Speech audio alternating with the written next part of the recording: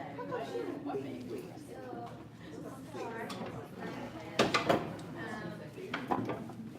everyone for being here today.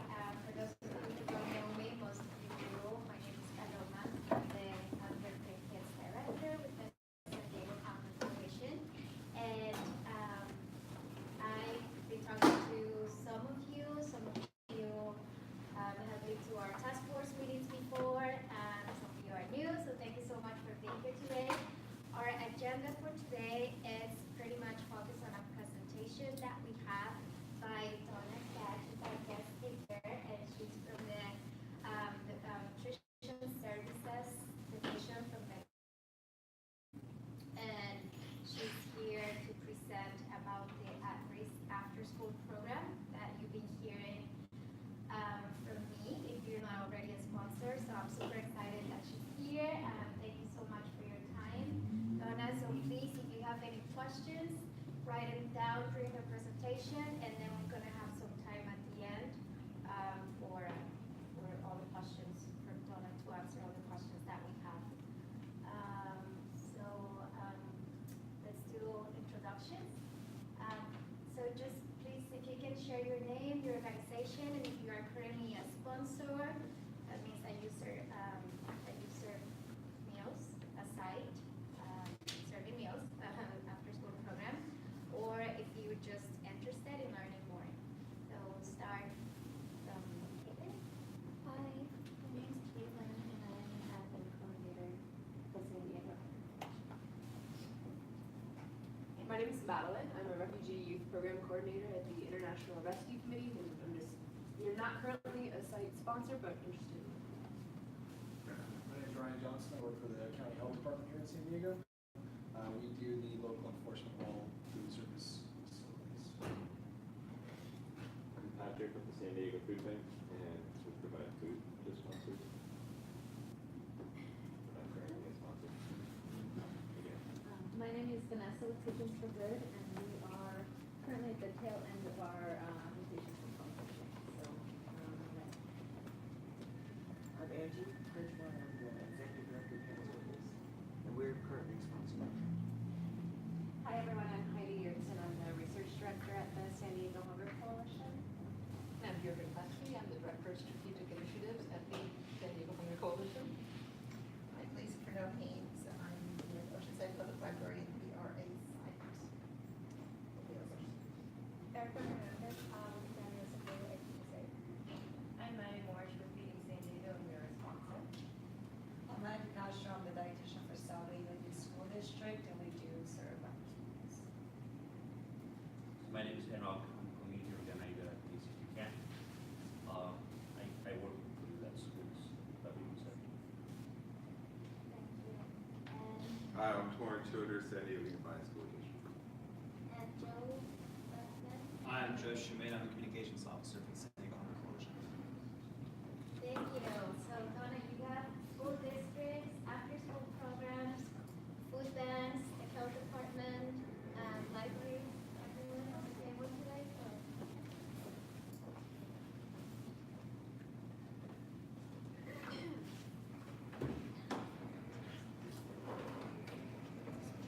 All right. Thank you for inviting me. I'm Donna. I've just celebrated my 25th anniversary of the Department of Education, so that's pretty cool. I do have an interesting, cool job, I think. Just like you, I feel like I make an impact out there, so that's kind of a neat thing to wake up every morning, see new challenges every day. I am a reviewer. I go out and I review for compliance, just like you do probably. Schools on the National School Lunch Program, child care centers and daycare homes, licensed daycare homes on the child care food program, summer food service program, adult daycare centers. So, and they're all funded by USDA. So the funding comes from Washington, D.C. You'll see my Kentucky accent come out sometimes. And then it gets funneled down to each state agency to administer the program. In California, it's the Department of Education.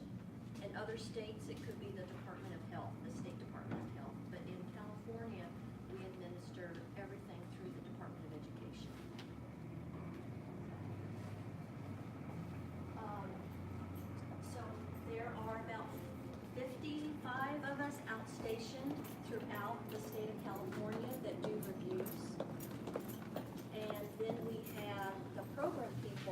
who are in Sacramento. They're the analysts for each unit, like Child Care Food Program, National Schoolage Program, that sort of thing. And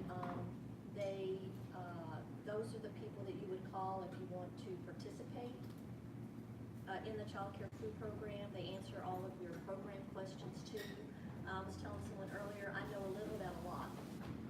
So, okay. I'm sure you've never heard that before. I know a little about a lot. Okay.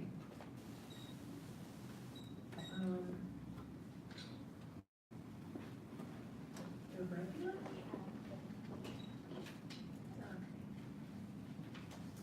This is the non-discrimination statement. If you're on the program, you have to post this where the children eat. And any materials that go out to the public, if there's not room for this, then we require this sentence right here.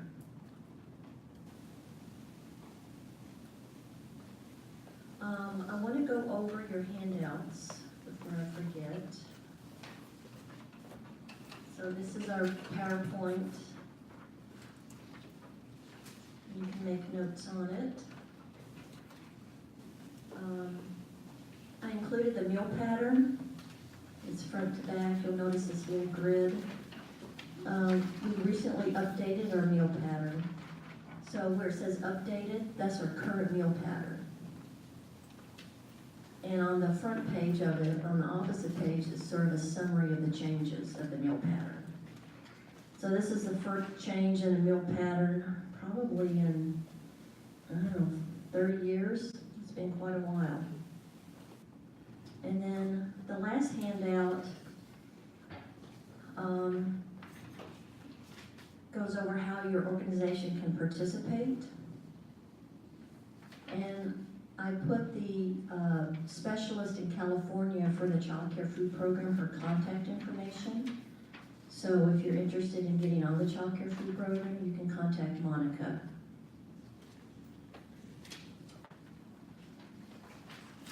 Also down at the bottom where it says resources, you can, this is the third bullet from the bottom, it says review the CACFP handbook.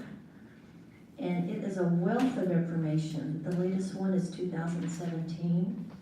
It's very comprehensive, it's an easy read. It's a good resource to have.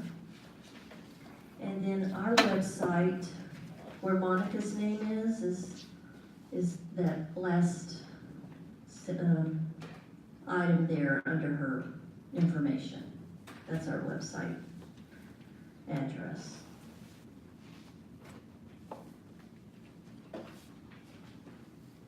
So what is the After School Meals Program? We also call it the At-Risk Program. It's part of the Child Care Food Program.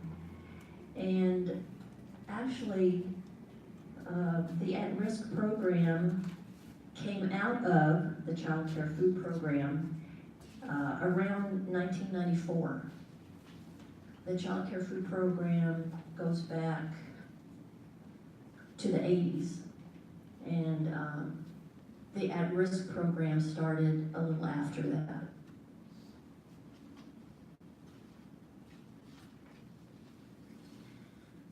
What is the After School Meals Program? It operates after school during the regular school year.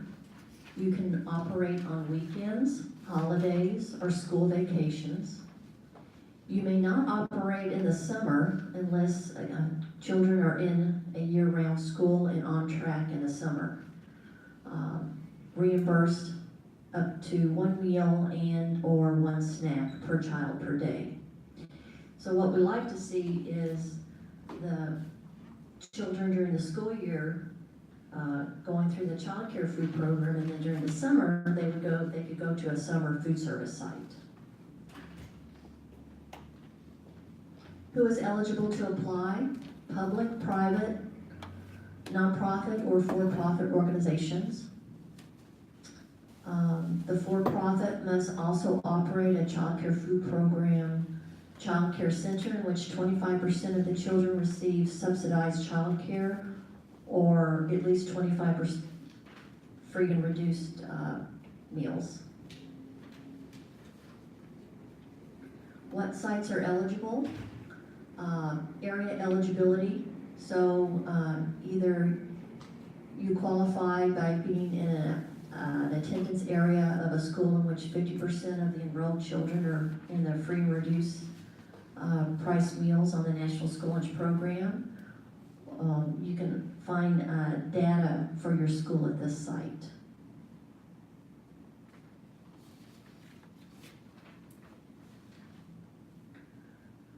What sites are eligible? You must provide after-school care with an education or learning enrichment component.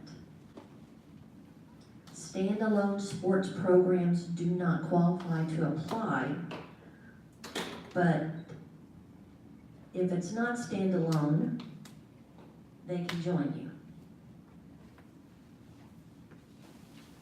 Who is eligible? Children 18 years and younger or turning 19 in the school year. Siblings are welcome, community kids. It's an open, it can be an open community of kids, so 18 and younger. What are some of the requirements? Keep an attendance roster, keep meal counts, have a menu with portion sizes, and serve required meal components. And that refers to the meal pattern that I passed out earlier. So on the at-risk program, the paper reduction has decreased tremendously compared to versus the child care program, say in a child care center.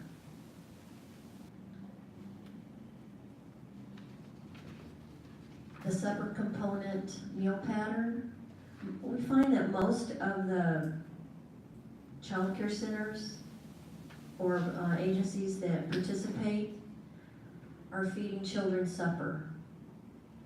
Either supper and snack or just supper. And in California, we allow, right after the children get out of school, we allow the agency to serve supper, the 5 components right afterwards. And then you can serve snack 2 hours later. Kids are very hungry when they get out of school and they can't eat 5 components. So, and we see that the participation is a lot higher when agencies do that. So the components for supper, milk, 1 cup. A vegetable is required now with the new meal pattern. A fruit or a full-strength juice. So you need either 2 vegetables, or a vegetable and fruit, or a vegetable and a full-strength juice. The 2 items should total at least 3/4 cup. You're required to have a grain bread component, 1 serving, and a meat alternate, which is 2 ounces of cooked lean meat. And then you can refer to the CACFP meal pattern for more detail. So these are the reimbursement rates for supper and snack. Right now, for 2018-19, the snack is 91 cents and the supper is $3.31. And this includes the cash in lieu of the commodities for supper.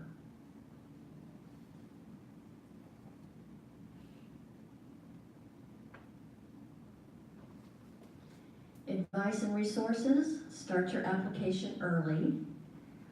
If you have any questions about the application, Monica is the one to email or contact. I would start with her first. It does take some time to get all the paperwork that they need. And you'll probably have lots of questions, so I would give yourself a lot of time. If the administration is too much, you think, then you could look for a sponsor. We have sponsors that are school districts. At San Diego Unified, they have over 100 sites. Yes. I mean, and we find some really cool sites. I was so excited to see a library here. We're seeing more and more at-risk programs in libraries. And I mean, it's to get a feeding site at a place like that. I mean, what they can do for your program, it can bring them in. We see sites at the laundromats. We've seen sites at the parking lot of a mall. Those are kind of non-traditional sites. You know, sometimes we've got to think outside of the box here. So wherever you think children will congregate would be a good site. How to apply to the CACFP. This is the link, and it's on your handout. The at-risk handbook I talked about earlier, and that's the link to get that.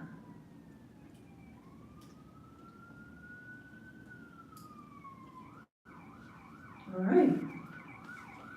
So now I'm going to open it up for questions. So I wanted to make a comment before going to the questions. I should have said this before. I invited the health department here and some other people that are not sponsors yet, after school programs, because our research, the San Diego Hunger Coalition has identified that 1 in 5 children in San Diego face food insecurity. So this is a federal program that exists, and we can feed children using the resources that are available to us without spending any extra money. So we want to create awareness of this program, and as we do that, Donna, we have new sponsors on the table. Kitchens for Good is just waiting for their approval for a sponsorship. And then along the way, we have all these questions coming up. When the Department of Environmental Health, is it okay if it's a laundromat? Can we serve food there? I'm not sure if it's so. I invited you so that you could be aware, and he's laughing. Because you're gonna maybe, as we expand this program and try to find ways to feed kids, you're gonna get more questions. So that's, yes. So I can respond to that? Okay. I'm usually loud enough, so I won't use the microphone. We obviously have our concerns with the food safety aspect of this, and a lot of our controls come into place on how the food's prepared, where it's prepared, and then how it's distributed and provided to the public. We don't look at things on a cost versus free distribution level. We look at it from where this all takes place. And so unfortunately with us as the local enforcement agency, we're bound by state law that says, you know, what is a food facility and how can that food be provided out. So traditionally when you're working through the school districts and you're using their sites, they're permitted sites. And so they have these kitchens on site, they're able to do food distribution at those locations. Maddie, I'm gonna use you as an example. Hi, nice to meet you. So Maddie works with us as well, where their food service comes from a caterer. And so that caterer has a health permit with us, they do all the processing, they package everything up, and essentially box the meals up, so it's kind of really just gonna be a handout. We're not setting up a whole steam table or cold tables where you're portioning.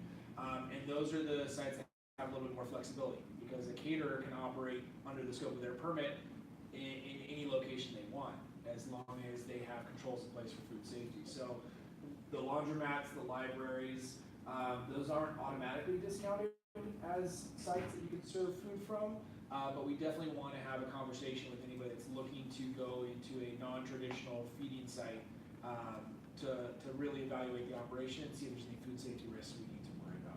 There may be some times where health permits might need to be obtained, but you know, that's usually the last step that we want to get to if we have to, because there's a lot more work that goes into that process. So if we can try to find ways around that, we will. So, you know, use this as a resource. I did not bring any information. If I didn't bring cards, if you guys can, I'll just I can share your share my information with everybody, yeah. I also work as our school liaison, so I'm our point of contact for all of our school districts. And I work closely with those of our staff that are, you know, kind of working with the charitable feeding operations and the new legislation that's coming out next year for that.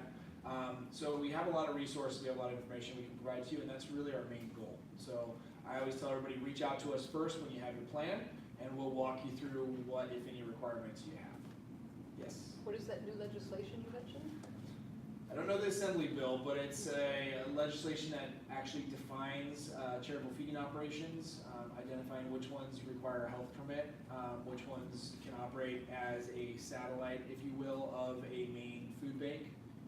And so it kind of breaks down at what point is a health permit required. So it's an attempt to ensure, there we go, 2178. So what they try to do is say, okay, we know this is a problem, we know hunger is an issue that we need to battle, but how do we put a little bit of oversight to make sure it's being done safely and make sure that a lot of the pantries are handling their food properly, they're not letting it spoil, they're not serving anything that's rotted or molded out. So there are going to be some controls put in place, and I know there are some where it's just simple registration that we're looking into, where we're not looking at fee recovery, we're just looking at kind of an evaluation step. And then there are going to be some that are larger scale that will require a health permit for those operations. So we're still developing that program. We're working closely with the food banks, and they've been working with us to help us survey a lot of their pantries. So right now we're still in program development, but in January that legislation goes into effect, and we're going to be prepared to kind of work with our sites to do that. We also work alongside the health department. In the reviews that we do, we look at food safety and sanitation. Obviously, we're not the experts, but when we come across things, oftentimes we do call or reach out to the health department, especially if it's severe. The things that we look at on a review is that that the facility is safe and sanitary in the preparation, serving, and the storage areas as well, that temperature logs are being completed daily, and that the thermometers are in refrigerators and freezer units. So we do look at that area. And since that's a big part of my job is review, you may have some review questions as well. We go out every 3 years. If the sponsor has less than 100 sites, if you have more than 100 sites, we go out every 2 years and do an administrative review. You get a report, you have 30 days to come into compliance.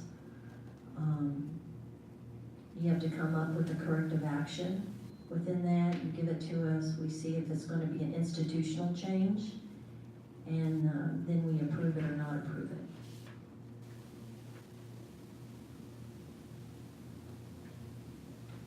I have a question about the reviews. As far as the documentation that you look at when you come across the sponsor sites, there are some online digital services that have all of the count sheets and the attendance records. Are those acceptable now through the California Department of Education? Well, on our website itself, we have sample forms that they can get for free. I don't know if that service charges or not. No, it's not. It's not forms that you print out. It's actually a digital program. It's a software program that digitally records instead of having paper documentation that you have to print out every single day. That you collect the meal counts? Correct. Okay. For at risk, I could see where that might work, since it doesn't have to be a point of service account, even though we highly recommend it. So we would just have to see and take a look at it. Okay. You know, the integrity of the reimbursement that you submit especially for at-risk, is basically based on the meal pattern being met and how accurate your meal count is. And so what we want to see is you give a complete reimbursable meal to a child, and then you make a mark. Okay, so at risk, everybody is in the free category. So sometimes what we see can be kind of chaotic in the meal count area, where you have maybe a group of children that come at all different times. Okay, and so they're not coming to one area. The flow of getting the meal and the count is not organized. It's like, so that's not going to work for us, because it's not, it won't be accurate. So you know, you need to think about the process and the flow of the food at the same time the children are getting the food and the meal count, the process. So, but it could be okay.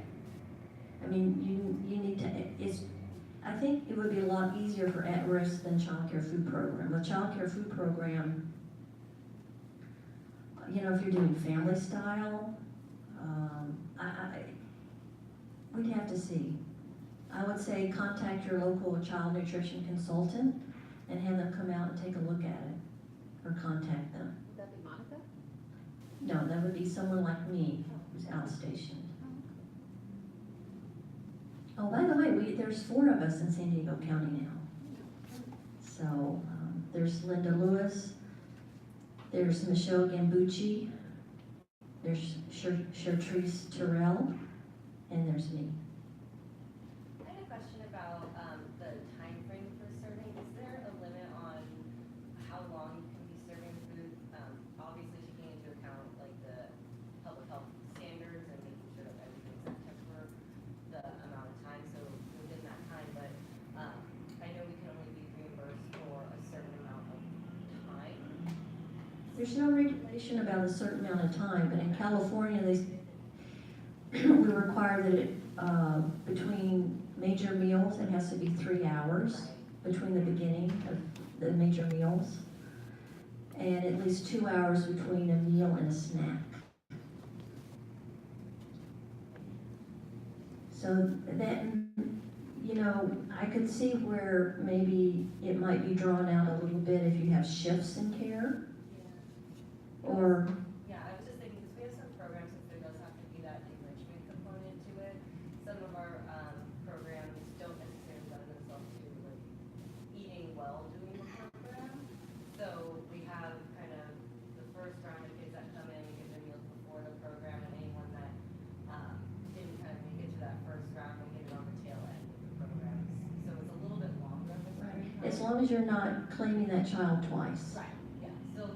As long as you have some type of system in place. Again, I always say people are so creative. What, I never thought of that one. But, you know, your program is unique. And come up with a system that meets your needs and it still meets the regulations, great.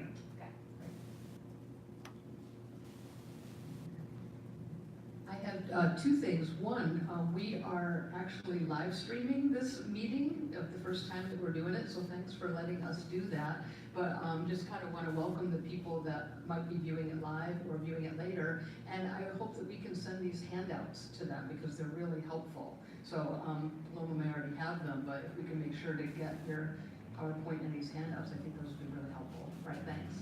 The question I had is you mentioned about standalone sports programs do not qualify to apply, but they can join. So I think what you're saying is that if there's an enrichment program happening, those participating in the standalone sports program could join that program for the meal. Just for the meal and then leave again. Yes. Okay, all right, great, thank you. Yeah, that's kind of neat component. A lot of times, like for schools especially, or maybe you're at a park and recreation center, you know, they have all kinds of things going on in their campus, right? They got sporting class happening or sporting event, practice, whatever. You got crafts, you got ballet class. Those children can all come and participate in the at-risk program. So there's a program that's interested, that has outdoor activities. So they bus children from their schools. They pick them up and then they take them to mountain biking or hiking or kayaking or some sort of outdoor event. Is that considered a sports program, or would that be considered enrichment? Enrichment. And as far as eligibility of the sites, because it's in a public space, how is that eligibility? It's where they're coming from, so that site that they started at. Okay. And how would we document that? Document the name of the elementary school. And the students that are affiliated with that elementary school? Because if they take them from several... No, you don't. No? No students, the name of the elementary school, and then you go to that link to determine if that school has 50% or more free and reduced. Okay. And that's how you determine if that is eligible. Okay. Great. A follow-up question on that. If you then took the kids from that elementary school to a site elsewhere, could other kids from that community come to the theater? Anybody can come. Okay. Yeah. Yes. I had a question about the attendance rosters, just because some sites that are running enrichment programming might not be regularly keeping attendance rosters. Let's say for a library that has program, we might not have an attendance roster, and then we also have most of the kids that are just in the library as well that might not be participating in that program. So do they need to get all of the kids there to be on that attendance roster? Because we just want to make sure that we're not having another barrier to action. If they participate in the program, there needs to be some type of, so, you know, most things in life, you know, if there's a club, if there's, you know, it would be reasonable, I think, to ask the child to print their name. Right. And so my concern right now. Because that's, we do an edit check to make sure you're not claiming more meals than children that were in attendance. And so for children that would be not necessarily in attendance of the program, let's say they were just at the library, but they got a meal and they weren't actually participating in that after-school programming though, we would still have them kind of sign in just Yes. to make sure that they're on the sheet. Yes. Okay. And you can do drop-ins. You know, this would be a perfect example. The program allows for drop-in, you know, like if you're just hanging out at the library and, you know, you may even be with mom or dad. They would just sign their name and get a snack or a supper. I kind of feel on what she's saying, at libraries for any, especially nowadays, for any program, there's, like, we don't require any names or any information at all. We want the community to know that they can come, and they're completely safe. Thank you. I couldn't think of that word. Is there any way that instead of them having to write their name, we can just like do a check off on numbers or, It'd be first name and last initial, maybe? Yeah, it can be first name and last initial, Monica has said that. But I just wanted to make sure that, you know, especially in kind of the political climate and like the public charge stuff that's going on, that might be seen as a barrier because it is a USDA free program. Currently, the regulations are really clear. You have to have attendance roster. So, but I think reaching out to Monica and explaining the situation, this is where Monica is really, you know, very good. She can brainstorm and, you know. and the roster has to be a name, it can't be a number. That's from my understanding. Yeah, it has to be a name. And we're not getting names of parents. We're not getting names of guardians.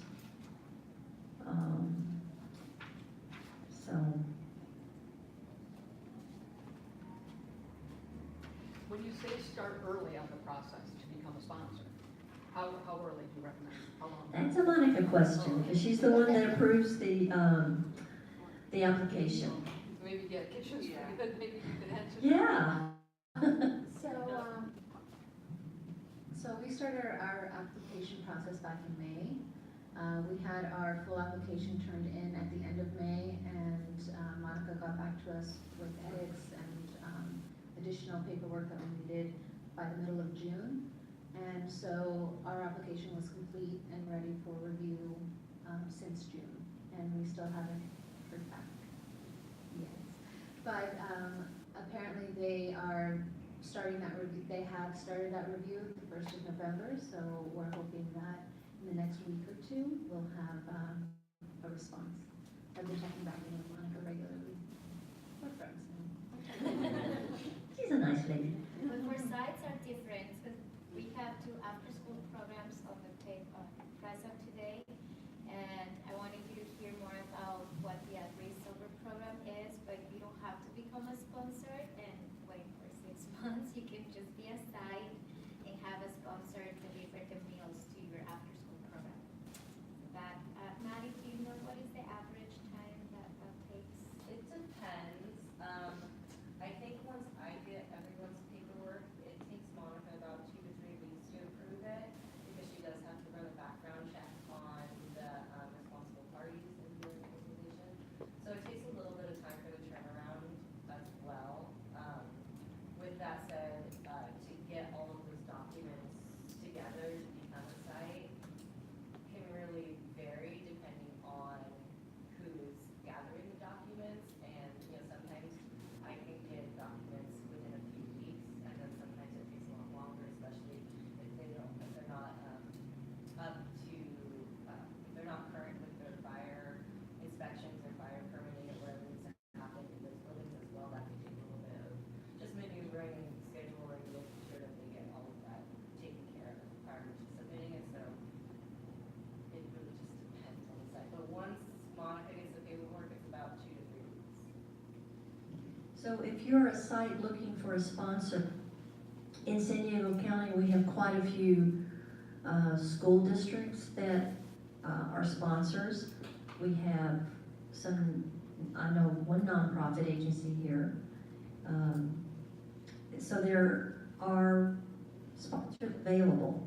So I would say contact Monica for her to give you a list of the sponsors for at-risk that are in San Diego County. And then you can reach out to them and ask, hey, can I be a part of your program? Now, a sponsor is going to be looking for a site.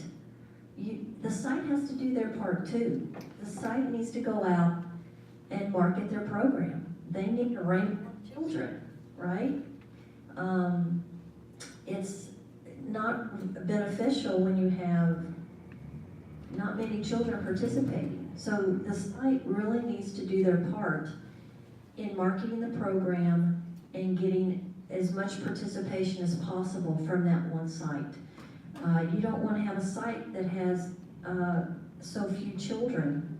You want to find a site that's, a magnet to where kids are hanging out. That's a site. That would be a good feeding site. Is there a restriction if the program doesn't run every day of the week? No, it can run when it wants to. We have some programs that run 3 times a week, whatever, just in our computer system is called CNIPS. You need to update your schedule when you will be feeding. Because we go out and do unannounced site visits during the review period.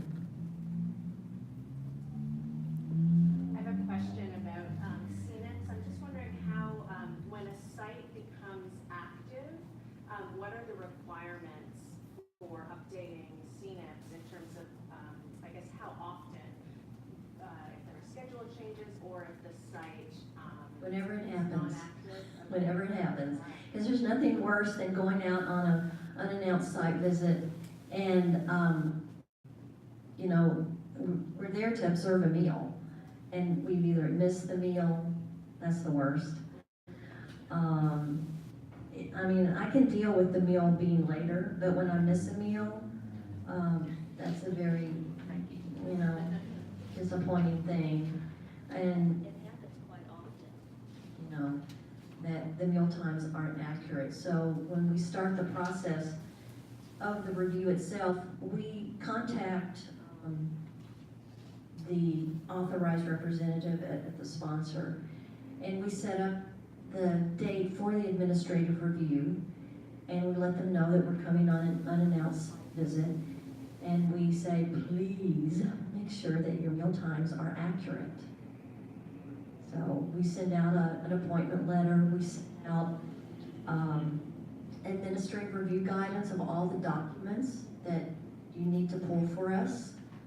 You know, we want to try and make this process of the review as efficient as possible with your time and our time. So we have a list of all the documents that you need to get for us. That usually goes out at least 6 weeks prior. But we go out and we schedule our reviews like 9 months in advance. So it's not a surprise that you're getting a review. It may be a surprise for the meal observation, but we want to see what's happening normally. So a USDA requires that as much as possible that we do unannounced site visits.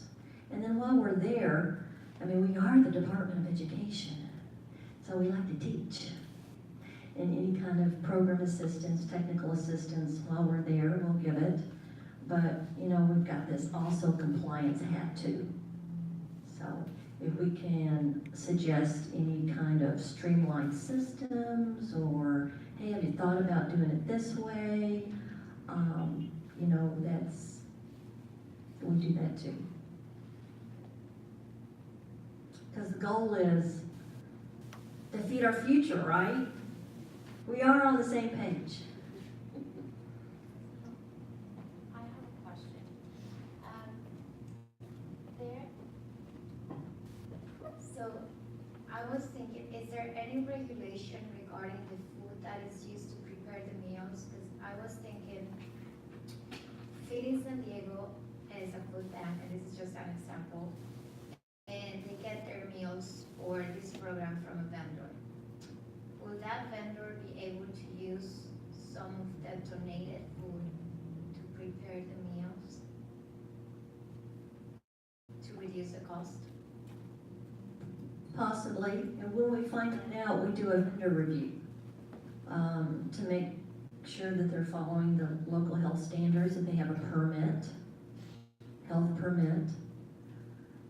With the food bank or the vendor or both? Caterer and the food bank, both have permits? Yes. And if they do, can they use food that's donated to the food bank and the vendor then use some of it? They can. A lot of the foods that we see donated, though, aren't credible on the child care food program. You know, some of the things are, like now we have rules for sugar content in yogurt and cereals. You know, a lot of the cereals that we've seen in the past at the food bank or other places like that, they're very high in sugar.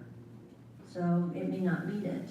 So, you know, what's the old adage, just because it's free, you know. So you've really got to be, you know, discern about what's given to me at no cost. You know, is it worth my program taking it? You could serve it, but you can't use it as part of the reimbursable meal perhaps. And you need to also document if you're getting foods donated, you know, pretty detailed, because you have to be running a nonprofit food service operation, okay? So you can't make money off of this program. It has to go back into your food service operation. So if you're getting donated foods, we want detailed records on the amount you're receiving, you know, what it is, what the fair market value is, so that we can put that into, so that we can look at that when we're determining if you are, you know, running a nonprofit food service operation. lines though, if you are using donated product and saving on some of the food costs, if you're then basically using part of that CACFP reimbursement to run your program, like administrative costs, is that allowable? You can use up to 15% administratively, and you have to document that. Getting back to the donated foods, you know, it has to meet the local health department requirements too. When in doubt, call the health department. And those are things that we look at too. That's why we do a vendor review.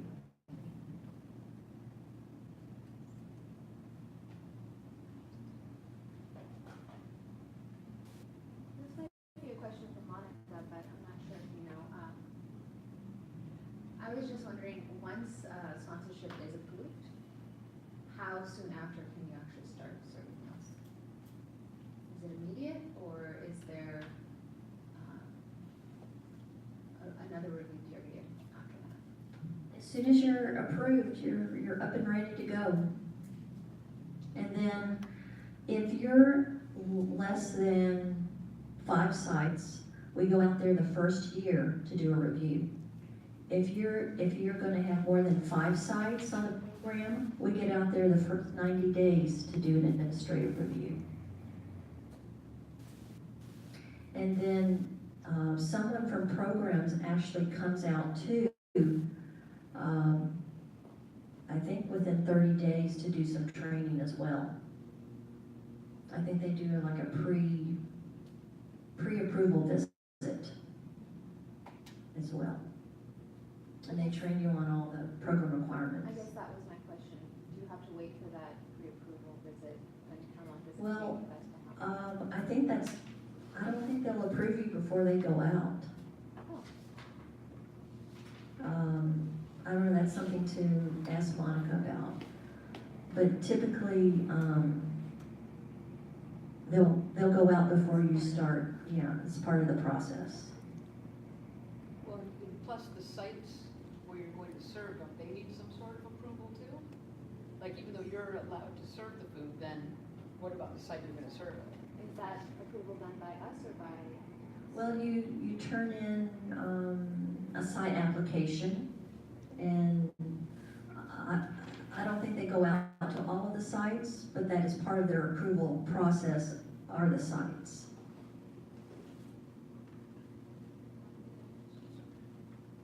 So we have after school, it's not a program, but we have a youth council that, we have after school, it's not a program, the youth council, so we have between 35 to 40 students and youth. They come to our site and we have different curriculum that we engage with them. So I believe that's also considered, is that qualified? Okay, if we qualified for that, then If you're in an area that's 50% or more free. yeah, the students comes from reduced. And my question is, so how do we get the vendors in that case? So how do you get the vendors? Okay, well, there are school districts in your area that could vend. There are catering operations that could vend. You could reach out to other sponsors and see who they use. You could call your local child nutrition consultant and say, hey, what vendors have you seen being used? And, you know, we could give you names of agencies or, you know, catering or school districts that we've seen. We don't recommend, you know, anybody, but we can factually tell you what catering companies, school districts that we've seen that do vend. Can a school district provide meals outside its own district boundaries? It depends on the school district. You know, There's no rule against it. there's no rule against it. So like if, you know, a neighboring school district has capacity, but the school district you're in doesn't, Right. they could potentially serve meals. Right. And the school district they could just vend meals to a sponsor, or they could, if the school district wanted to, have that site under their current child care food program risk agreement as well. For example, are all San Diego Unified's 100 sites, are they within the school district boundaries? No, like, Oh. some are vended. So sites like this gentleman's here will probably be a vended site. It just depends on obviously where it's located. Is it in Lemon Grove or He's in City Heights. in City Heights? So That's within the district boundaries, right? right. So they'll probably just look at the logistics. I'm in charge of several programs, but I'm not in charge of that side of it. That's more with Colleen Robertson. Yeah, so Just because San Diego Unified is on my workload. This district has decided that any sites that are under their agreement are going to be within their boundaries. So they're not going to choose a school site that's not within their school boundaries to be under their agreement. But they do vend meals to sites that are out, maybe outside of the boundaries, just vending.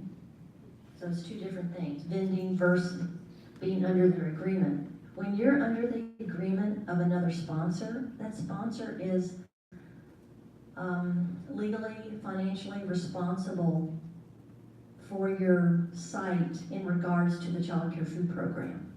So they're taking a lot of risk, okay? So you can see where a sponsor is putting a lot of trust and faith in your site, and you really got to hold true to the regulations. You know, you're putting your sponsor at risk when you're not following the regulations. So if they're a vendor, it's a financial transaction. They agree to buy. When they're a vendor, you're not under their, you know, legal preview of the child care food program. It is a business transaction that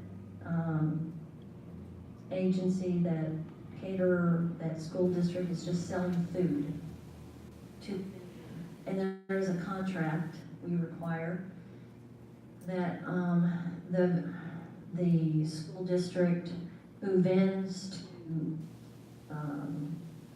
another school, another agency, that they have a contract.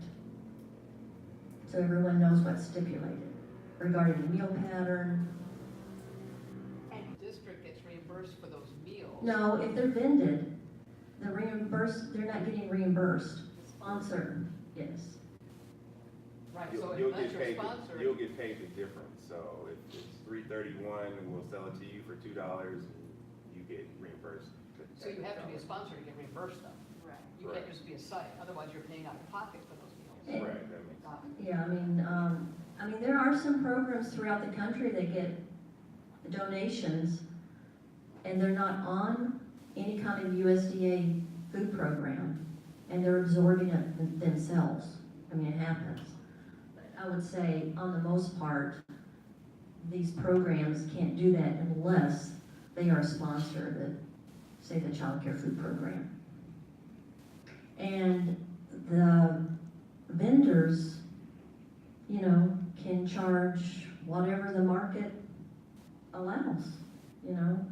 There's no regulations of what you charge for that meal. The SFAs, the school districts, must charge, we have regulations now, that they must charge enough to cover all the costs. So that they hopefully are running a program that's self-sufficient.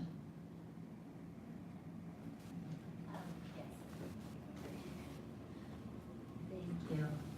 Changing the topic a little bit, now from your question, does San Diego have regulation? We want to be that agency that if you have a site and you want to serve meals, we want to be the ones helping you to provide information and telling you, hey, this is how you can get the food. This is through the agency that best works for your program, either through the school district or through a nonprofit organization.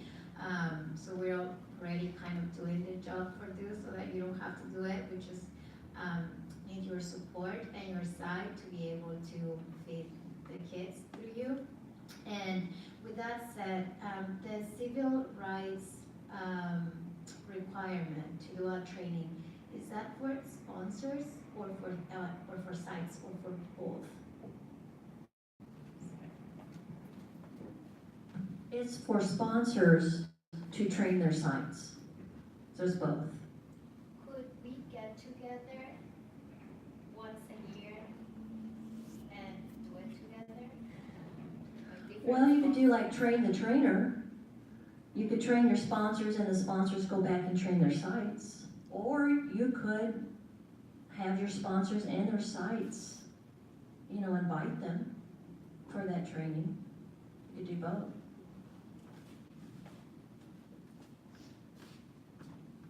It's just with separate programs, after school programs, there's prime time, there's 21st century, and then you have charter schools, so they're not all under the same umbrella, even though we do serve them. So for me, I have to reach out to the 3 different entities to train them individually. So obviously prime time is the biggest because that's the K through 5. So that's all the elementary schools. Typically with high school, that's 21st century. It's a little less. I think it's around 15 or so. And that's kind of the way it works. I'll reach out to who's ever in charge. We'll get a meeting date, and then that's when I'll do the training. So that's typically how it works.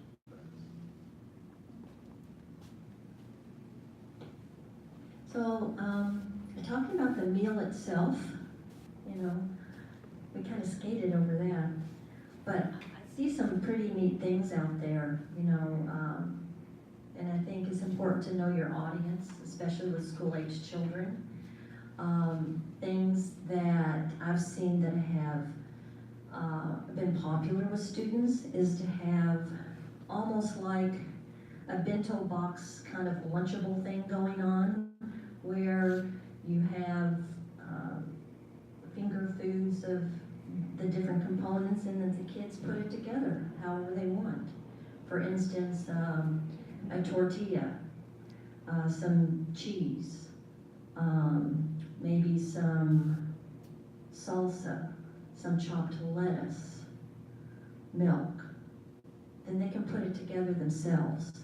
Doesn't necessarily have to be a bean burrito. You see what I'm saying? It can be individually put into a bento box, or that type of, So that's some of the things that we're seeing more of. Now you got to look at what type of facility do we have. Do we have refrigeration? Maybe you don't. Then you need to have all shelf-stable, prepackaged items. So a lot of it too depends on, what your facilities are.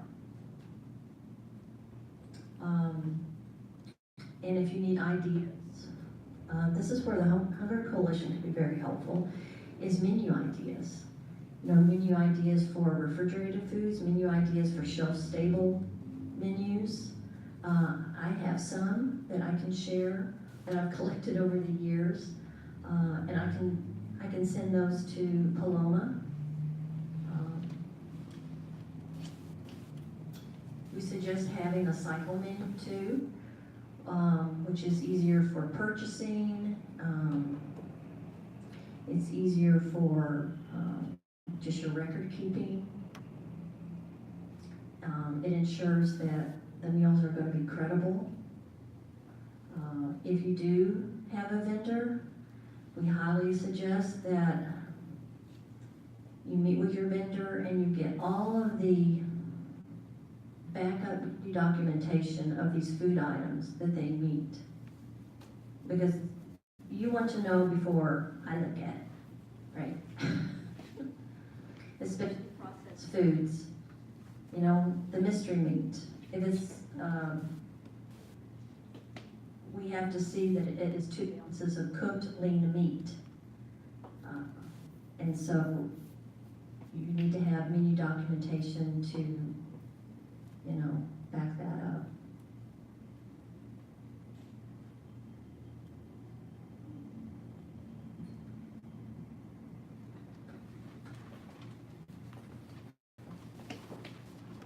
Are there any other questions? No? I want to say that previously I was working for a school district in the nutrition department, and we opened 7 sites to serve supper meals, and I didn't know that that would trigger an audit or administrative review. And Donna came.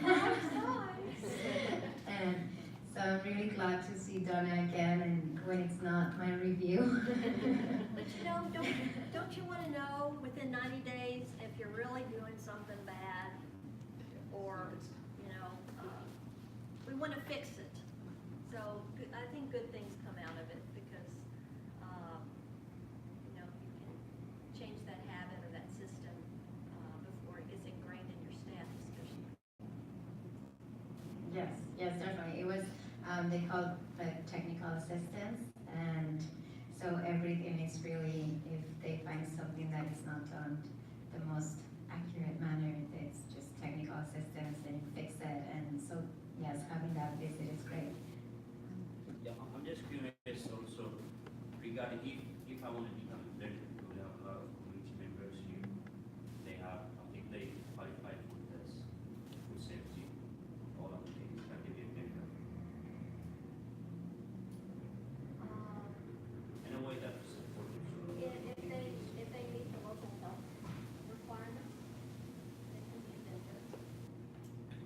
They're gonna need a health permit. They're gonna be providing food to you as like a method, like they're the ones doing the food production and the processing. It can't be people doing this at their homes. Yeah. So, yeah, if you have just a good community that says, hey, you know, I can make extra meals, I can provide that to you, we're not gonna approve them as an approved source of food. And that's where we go out on a review and we see that it's a vendor site. That's why we do a vendor review. And that's at the top of our list. Where's your health permit? But if it's a local restaurant, it has a health permit, right? Health permit. Yeah, so if it's a restaurant, then they just have to meet the meal pattern requirement, right? Like, they can't just serve the food that they normally serve in a restaurant and say, okay, well, that's a good supper. I mean, it probably would be a good supper, but we might not meet the meal pattern. Right. Like the Cheerios in the grocery store and the Cheerios that we serve in the school district are two different things, like, different regulations, so you'll definitely have to follow that, for sure. It's like the whole grain requirements. Yeah, that's Yeah, that might be a little harder for someone that's a restaurant that serves white rice, you know, now they've got it. Yeah, and it's a big learning curve for a restaurant. That's not their main, you know, purpose. Yeah, I was not thinking about restaurants, but we have different community kitchens, really high, and they do serve food, Right. but not like, that's within the community and stuff, Right. so. So there are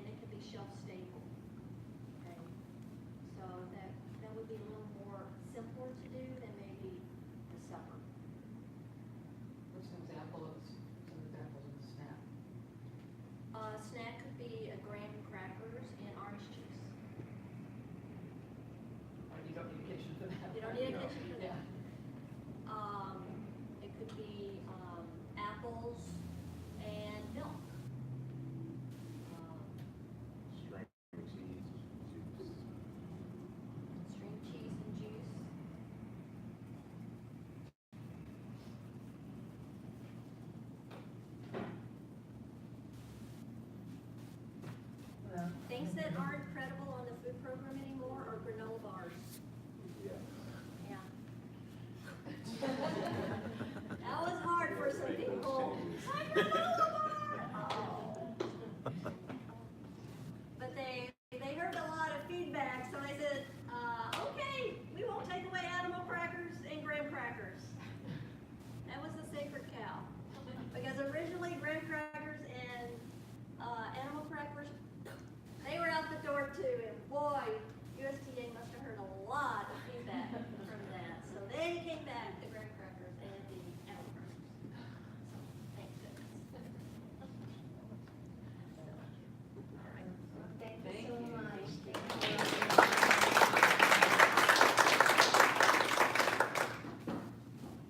So we have 10 minutes for announcements, if anyone has any announcements or updates. There is a webinar later today, if you have time to watch it.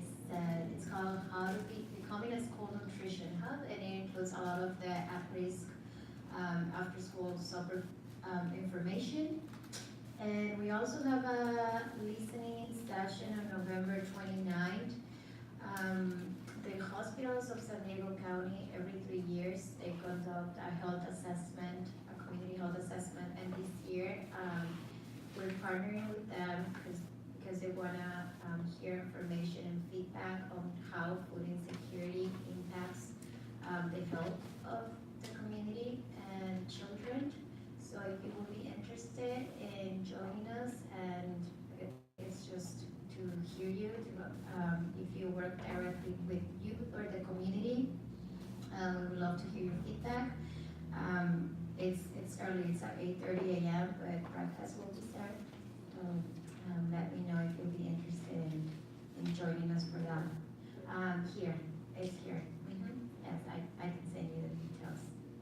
Any other updates, announcements? Winter intercession will, that'll start January 7th through January 18th, and we'll be at Galena del Sol, City Heights, Kobe Price, and North Park. Free meals, 18 and under. No paperwork Is that lunch, breakfast? required. Lunch and snack.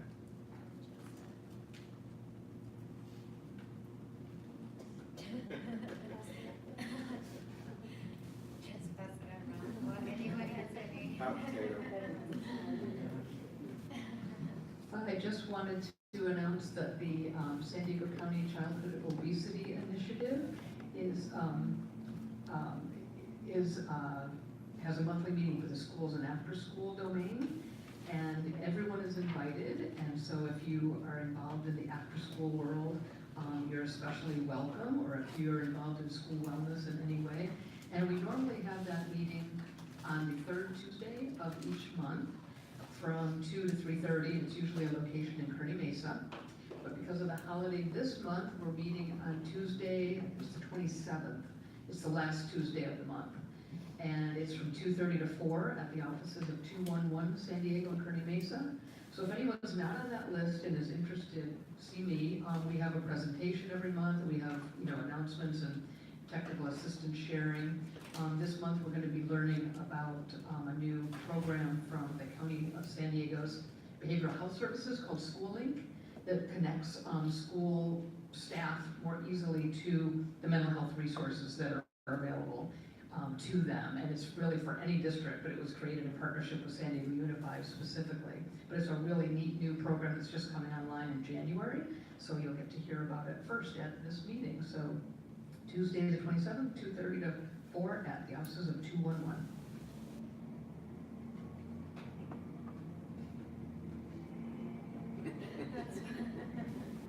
So I have announcements. As I said, I work for Michigan, so currently we're doing a community planning process. What we're doing is to hear from the community members, especially from the residents. They will have how they want to tackle the hunger or food insecurity. And one of the issue as a solution came to have a community garden, and we are trying to work having community gardens. We have different community gardens. So we always meet on Fridays from 5:30 to 7:30 at East African Community Center. And we provide food, good food, nutritious. We also have child care for those who need, and interpretation in different languages if necessary. So, welcome if you like to give us your opinion and new ideas. Thank you.